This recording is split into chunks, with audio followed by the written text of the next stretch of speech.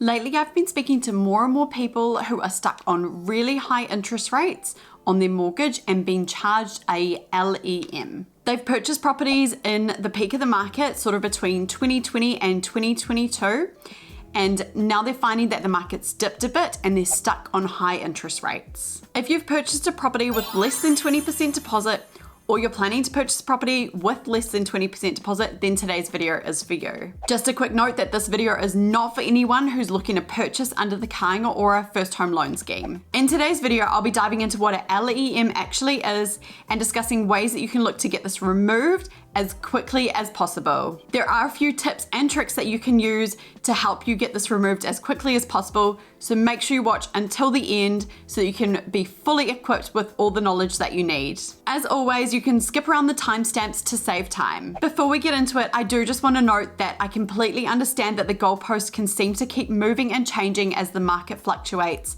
However, the point of today's video is to focus on what you can control so that you can get ahead with your mortgage. With that said, let's get into it. First, let's understand what a L.E.M actually is. L.E.M stands for low equity margin, and it's essentially a percentage that gets added onto your interest rate when you purchase the property with a low deposit. Low deposit borrowers are typically people who purchase a property with less than 20% deposit. So if you purchase a property with 5%, 10%, 15%, or any percent under 20% as your down payment or deposit, then you're classed as a low equity borrower. If you haven't purchased a property under the first home loan scheme by Kāinga Ora and you have a deposit that is less than 20%, then you're going to get charged a low equity margin or a low equity premium. This does vary bank to bank, but it typically sits around the 0.3% for an LVR of 80.01% to 85%.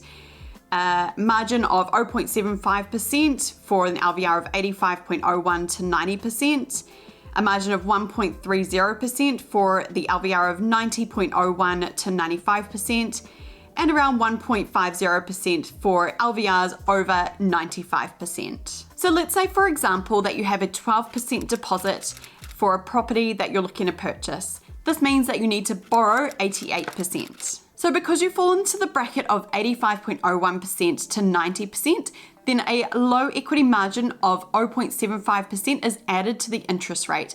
And this is added until you can either drop down a bracket or have the low equity margin removed completely. You can get the low equity margin removed once you've reached that 80% and under LVR. So for example, let's say the interest rates are sitting at 7% for the 1 year fixed rate. This means for you, with the low equity margin of 0.75% added to the 7%, the rate is going to be 7.75%. So when can the low equity margin look to be removed? Some banks let you drop down the different margins. Say you start in the 85 to 90% margin, you pay down more of your mortgage and build more equity in the property as the value may increase as well. Then you can drop down to the next bracket being the under 85% or the 80.01% to 85% margin. Once you've built up 20% equity or more, then you can look to have the low equity margin removed completely. So how do you actually get it removed? Some banks complete an assessment on their end using a desktop valuation. Only some banks do this themselves, and other banks request that you order a desktop valuation yourself and supply it to them for review. It really depends on who your mortgage is with as to what their policy is and their procedure around reviewing the low equity margin. If you're not sure, definitely engage with your mortgage advisor to help you out with this. If the desktop valuation comes in lower than what you feel your property is actually worth,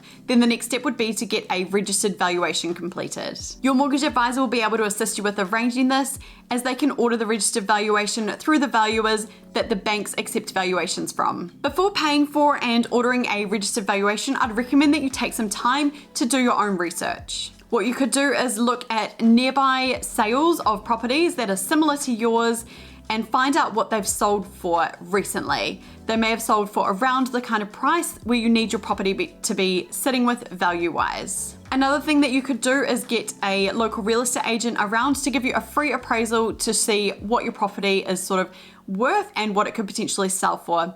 This will give you a bit more of an indication. Just remember, banks only accept registered valuations and not appraisals from real estate agents to get the low equity margin actually removed. Your mortgage advisor should be able to do a calculation for you to see where you need your property to be sitting value-wise to be able to get the low equity margin removed. If you've done a significant amount of work to your property and nearby sales are around where you need the value to be sitting for your property, then it's probably worth getting a registered valuation done. If not, then it might be a matter of refixing your lending and reviewing the low equity margin at a later date. On this note, banks can begin reviewing the low equity margin in as little as 6 months after the loan has been taken out. Now, this is only some of the banks, and other banks will only review the low equity margin on your loan refix dates. It can make sense to refix for shorter periods of time if this is the case. For other banks, it doesn't necessarily need to be on the loan renewal dates that a low equity margin can be reviewed. Your mortgage advisor will be able to provide you with advice and information around how your bank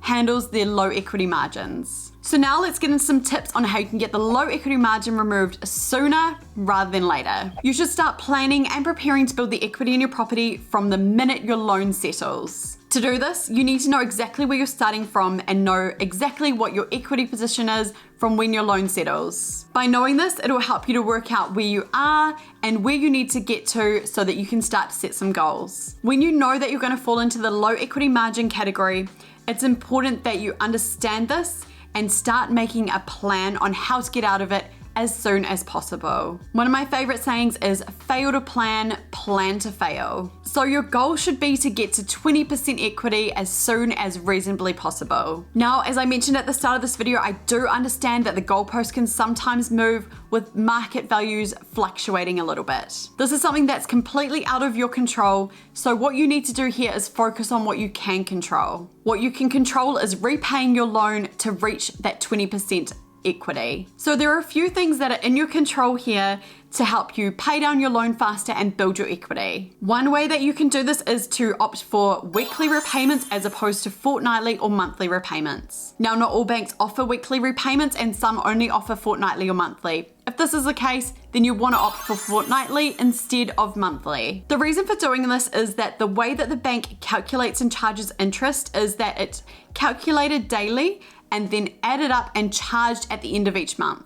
By paying weekly, you can end up paying less in interest and more towards the principal of your loan, which means that you're going to reduce your loan balance a little bit faster. By reducing your loan balance, you're building that equity. The difference between fortnightly and weekly repayments is fairly minimal. However, swapping from monthly to fortnightly or even weekly can make a significant difference. The next thing you can do, if it's allowed by your bank, is to increase your repayment amount. Some of the banks let you increase your repayments by a certain amount each week, so if this is an option, you could look to do this. Before doing this, it's important that you review your income and your expenses against your budget or your intentional spending plan to make sure that this is a viable option for you. If you don't have a spending plan yet, feel free to download a free copy.